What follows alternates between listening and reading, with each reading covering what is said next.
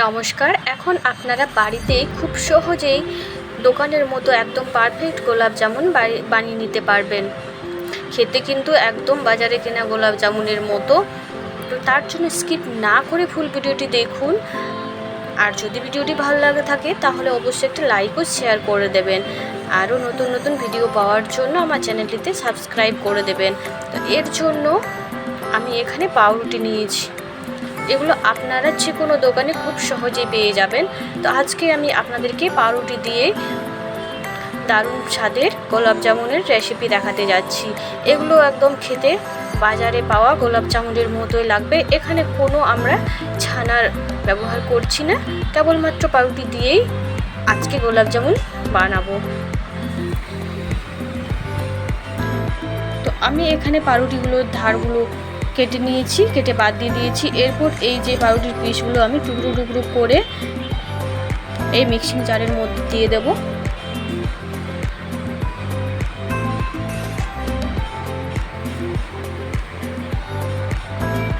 এরপর এটার একটা পেস্ট বানিয়ে নেব।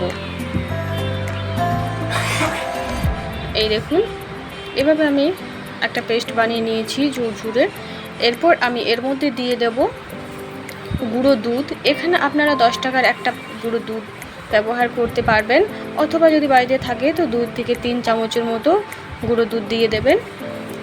আর দিয়ে দেব এখানে একটু খাবার সোডা সামান্য পরিমাণে। এটাকে আপনারা বেকিং সোডাও বলতে পারেন। এবং হাতের সাহায্যে এগুলো প্রথমে ভালো করে মিশিয়ে নেব।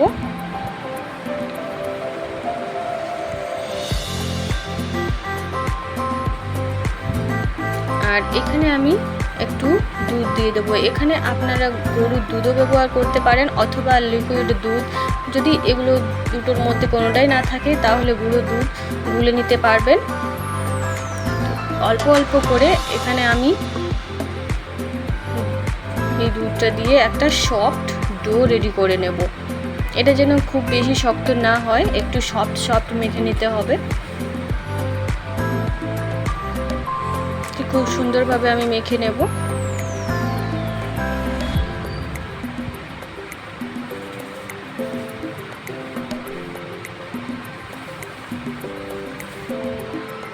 এটা আমার মাখা হয়ে গেছে।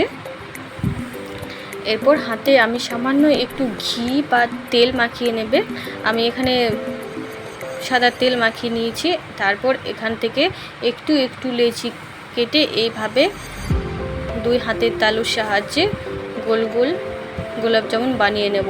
তো এখানে সাইজটা আপনাদের উপর ডিপেন্ড করছে, আপনারা যে কোনো সাইজের বানাতে পারেন। তো সবগুলো আমার বানানো হয়ে গেছে। এরপর আমি গ্যাসের উনুনে একটা কড়াই চাপিয়ে দিয়েছি, তাতে আমি সাদা তেল গরম হতে দিয়েছি। তো এখানে তেলটা মিডিয়াম গরম করে নিয়েছি। তারপর এক এক করে গোলাপ জামুনগুলো আমি তেলের মধ্যে ছেড়ে দেব।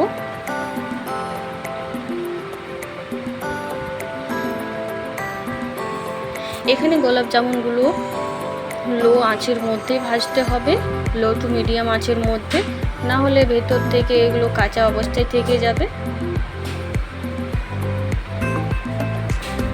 এই দেখুন, গোলাপ জামুনগুলো আমার ভাজা হয়ে গেছে। আপনারা যেরকম কালার করে ভেজে নেবেন, একটু ডিপ বা হালকা, যেরকম খুশি। আমি এই রকম করে ভেজে নিয়েছি। এরপর ওগুলো আমি তুলে রেখে দিয়েছি। তারপর আবারও গ্যাসের উনুনে একটা পাত্র চাপিয়ে দিয়েছি। সেখানে আমি 1 কাপ চিনি দিয়ে দিয়েছি। আর 1 কাপ চিনির পরিমাণে এখানে 1.5 কাপ জল দিয়ে দিয়েছি। আর এখানে 2টো এলাচ থেতো করে দিয়ে দিয়েছি সুন্দর একটা ফ্লেভারের জন্য। এখানে চিনিটা আমার সবটা জলের মধ্যে মিশে গেছে। এরপর এখানে আমি প্রায় 2 মিনিট মতো ভালো করে ফুটিয়ে নেব। তারপর যে গোলাপ জামুনগুলো আমি ভেজে রেখেছিলাম সেগুলো এই চিনির শিরার মধ্যে দিয়ে দেব।